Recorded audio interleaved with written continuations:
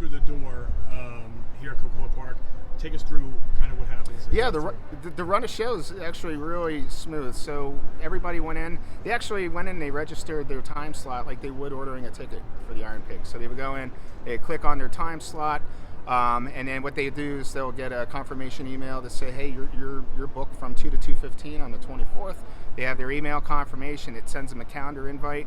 When you go out front of the east gate here at Coca-Cola Park, we have lines set up. So you have the 2 to 2:15 line, 2:30 to 2:45, and so forth throughout the day.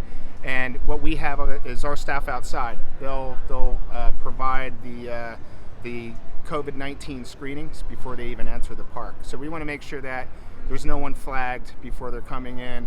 We do that through our temperature scans, non-contact temperature scans, as well as questions that we'll ask each of the families and athletes before they enter.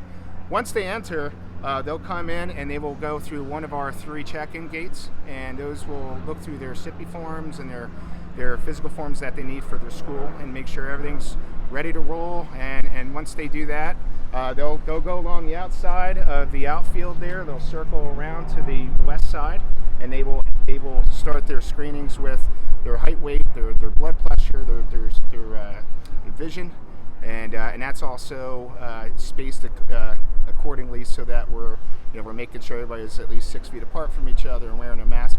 Fortunately, you're about 8 feet away from me, so I'm allowed to drop my mask for this interview.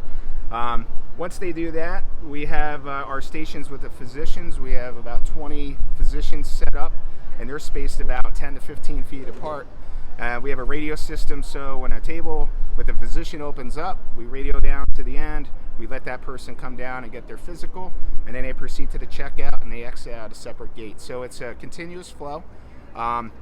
It's providing the safety of the spatial distancing, social distancing, and it's a free event for our affiliated programs in our community. So it's exciting.